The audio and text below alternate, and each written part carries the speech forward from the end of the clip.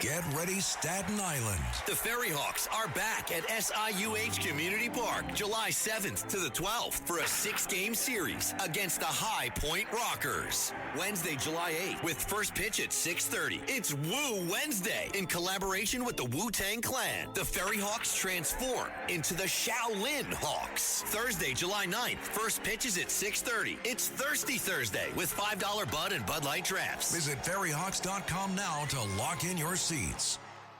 Katz and Cosby, entertaining and informative On the Red Apple Podcast Network. And you guys, let's go to Brigadier General Blaine Holt to find out about that missing plane.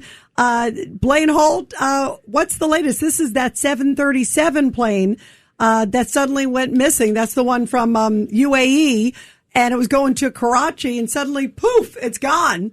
What do you know? Very interesting. So it was on its way to Karachi, and it was on the exact same night that the IRGC basically started attacking shipping again. So we have a couple of possibilities here. Did this airplane, with its cargo, which is also very unusual, I'll touch on that in just a second, but did this airplane get taken down by a missile? Did the IRGC shoot it down? Or do we have something else going on inside the jet? What's interesting to me is the cockpit voice communications with air traffic control don't make any sense, and they may not make any sense for a very specific reason, and John knows this. At first, and let's get to the weird cargo. The weird cargo is there's only 5 people manifested on board that entire 737 airplane, which can carry, over 100 people. So, but yeah, who were the 5? Were they all crew, or was there someone else? Not released yet. And so what we have is a pilot that initially calls ATC or air traffic control and says, I've got navigation problems. But it indicates that it's got a malfunction with the airplane. Next question I would have, well, if they have navigation problems, are they on their flight plan or not on their flight plan? That's one. 2, it's not very much further after that. Minutes after that, they say, we think we have medical problems on board. Well, as a pilot, what this is indicating to me is that there's a possible hijacking in progress, because when you're being hijacked, you don't want to tip off your hat to the hijackers that you're communicating with air traffic control to indicate your condition. And a lot of the hijackers know we have techniques of putting in certain codes. We would be very careful to not put in those in front of the hijackers. But you can say things on the air that don't make a whole lot of sense to controllers. And the first thing they're going to think about is, oh, they're hijacked, because it's disparate problems that don't make a whole lot of sense together. And to a hijacker, they may just be normal air traffic control communications. That's what we have right now. But I'm thinking along the lines of terrorism here. Wow, that's interesting. John, what do you think? Well, then let's think. What was the cargo? Do we know yet? We only know about the 5 on board, and I don't know that there was any other thing on that airplane, John. I mean, if you're going to hijack the plane, I mean, you can't hide an airplane forever. And number 2, if there was valuable cargo, that might be a reason for the hijack. It could be. So did we have bullion being moved? Did we have something valuable being moved? Were intel assets? What's also indicating that there may be smoke and fire on this line is that there's no communications, there's no information about any of it. In fact, the entire thing's been buttoned up right now. So something's going on here. Interesting timing, interesting that Iran's involved.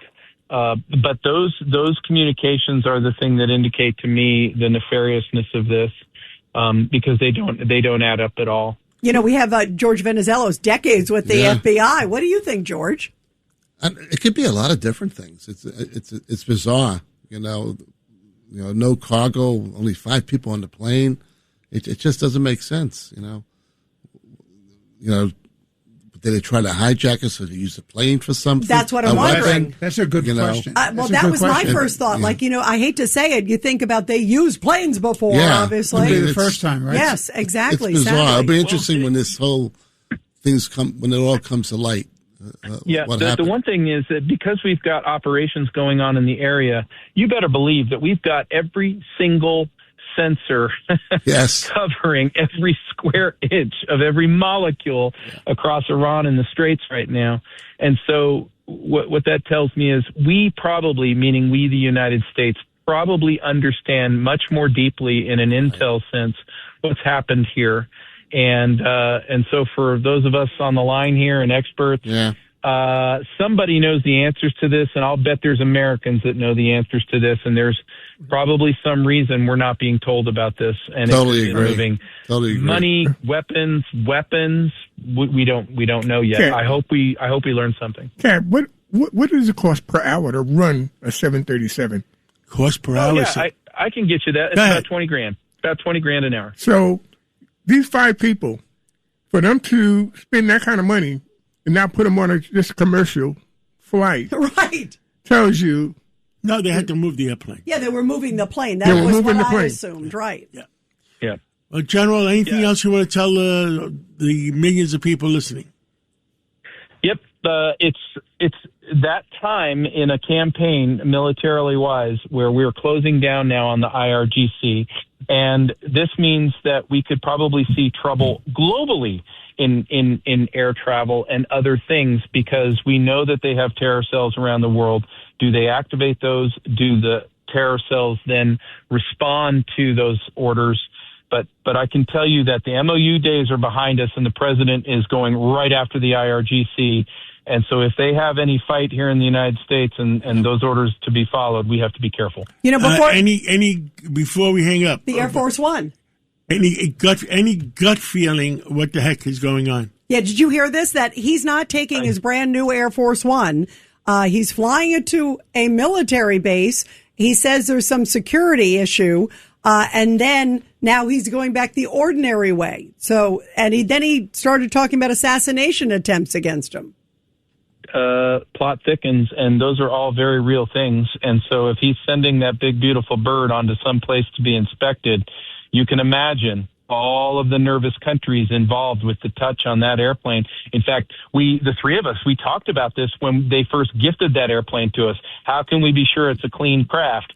Well, we can't be. So now I guess we're going to go through every square inch of that airplane. I'm just very gratified that the president is on a U.S. Air Force aircraft, and I'm gratified that he has got fighter coverage around him. And we're going to make damn sure that our president is not the victim of an assassination attempt. Couldn't they have found it, though? You know, because they said that when they got the plane, it's a $400 million plane from the Qataris, that they scoured it because they didn't put it into action right away. They scoured it for months upon months. So what do you think? I'm looking at George here from the FBI, too. Some intel must have popped up or something. Yeah, that's it. That's exactly what I was going to say. So the other track to that is you picked up something in the intel lines that indicate that you may still have a problem. And we're always going to take the safe way out of these things. And I look, you know how I am. I would prefer the president just stay home all the time right now. I'd rather he be. And I agree with you. I think somebody knows what happened to the other plane. Yeah. It's classified. Can't come out yet. Yeah, absolutely. You could tell he was very tight-lipped about it. Too. We'll see. Wow, guys.